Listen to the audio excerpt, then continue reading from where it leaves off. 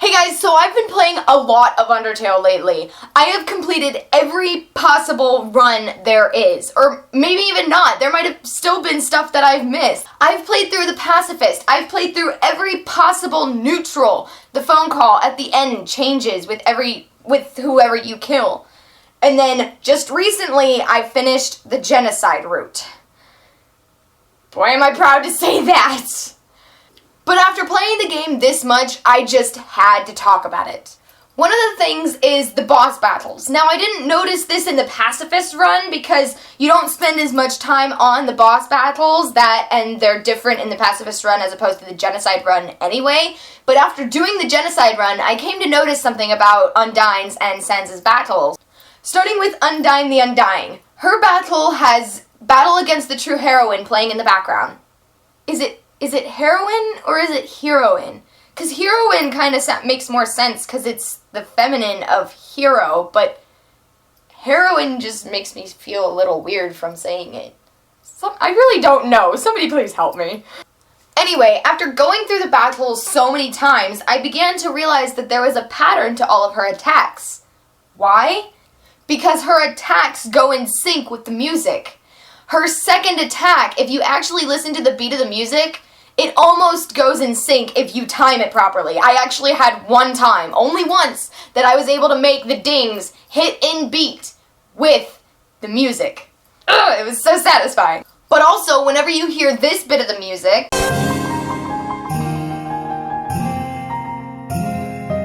this bit of the battle goes.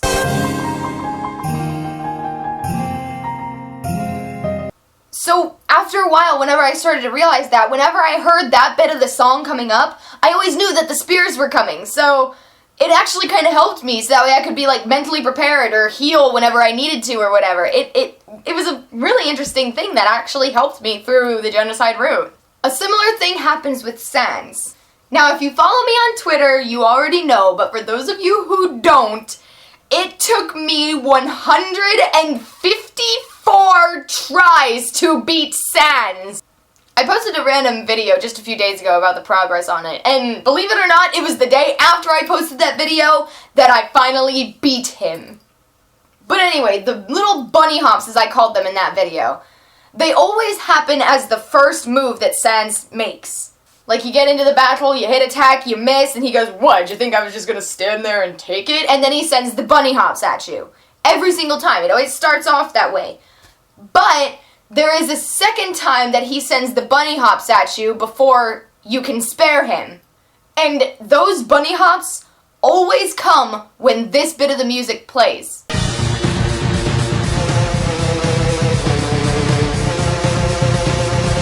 It was really nice little touches on the battles that I came to realize just because I did them so many times. Can I say something that'll probably piss off the entire fandom? I thought Undyne's fight was harder than Sans. Okay, calm down, sit down, everybody just calm down. Hey, sit.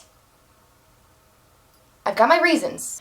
Now, Sans' battle is very fast, very adrenaline-inducing, very tedious, and very long. Sans' battle is nearly 10 minutes long from beginning to end without healing. Which, if you guys don't know, if you heal in the battle, it makes it longer because he doesn't say anything and he has to expand it so that way he can actually get all of his dialogue in. So the fact that it's so fast and so tedious, and not to mention that your adrenaline is going because of Megalovania playing in the background, you begin to make stupid mistakes because you just want it to be done.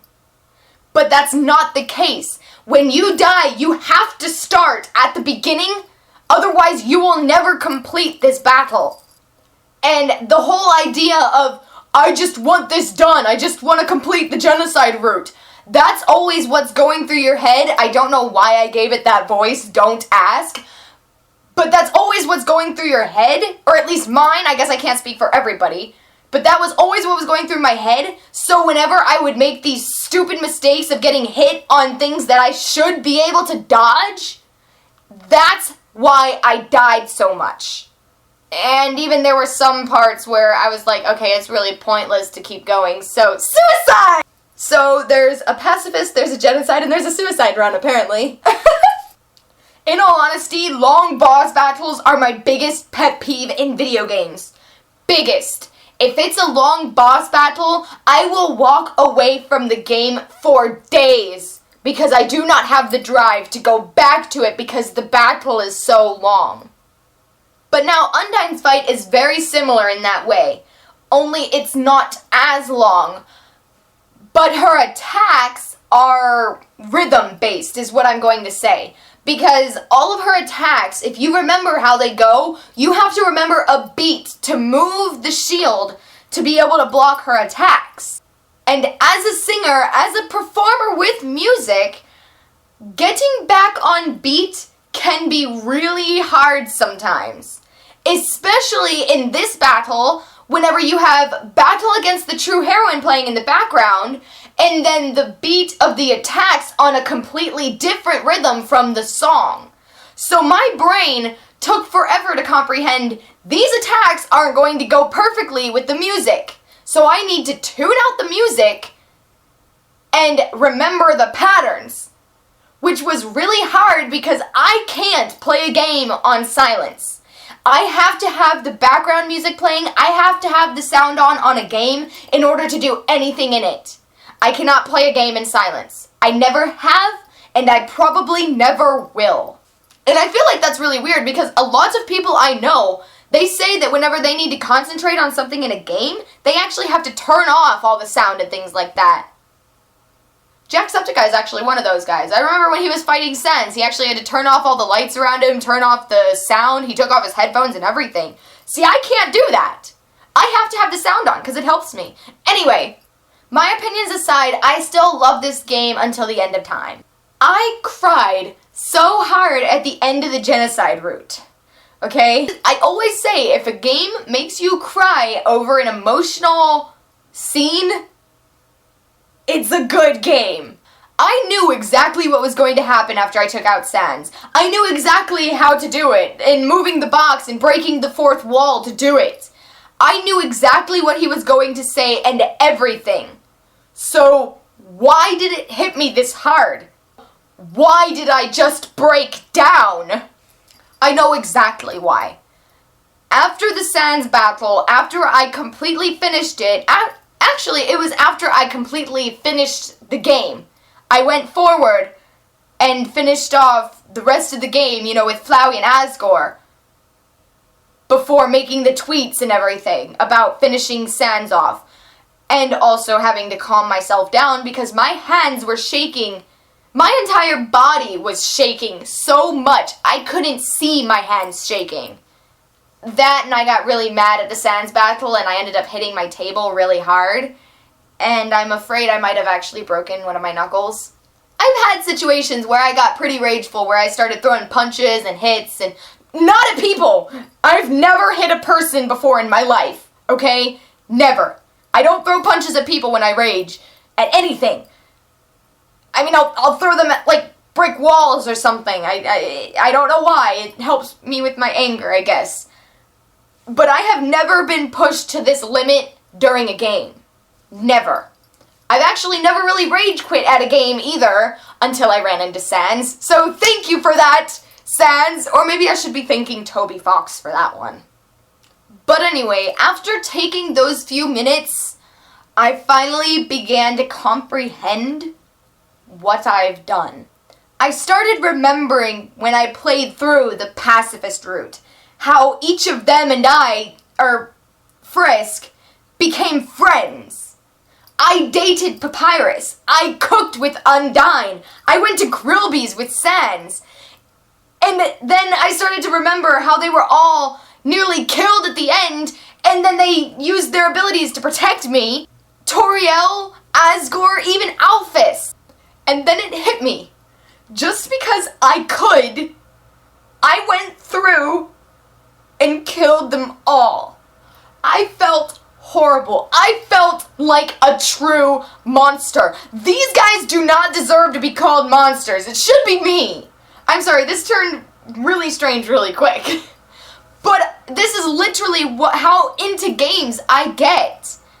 I'm not exaggerating. I mean, I get so far into games that I begin to feel like that character you're playing as. And not just like RPG games. Undertale is actually one of my first RPG games I've ever played. But like even playing like a Telltale game or like Kingdom Hearts. I just looked at the Kingdom Hearts case over there, by the way. It's over on my shelf.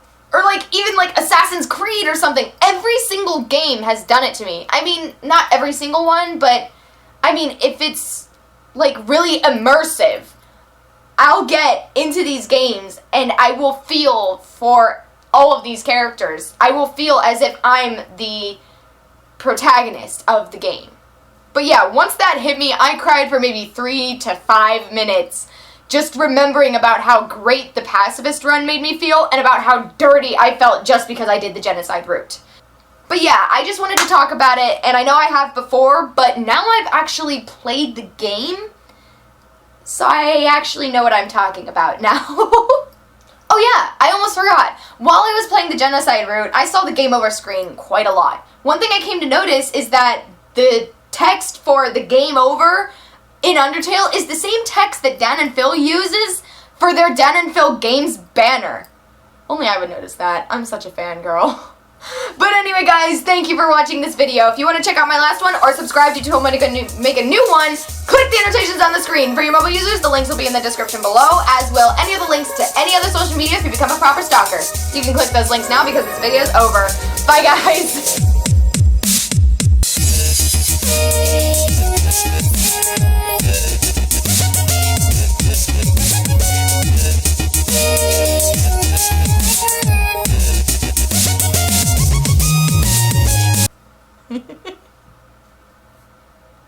That outro will never get any better, guys. I'm sorry, I get so tongue twisted every time anymore.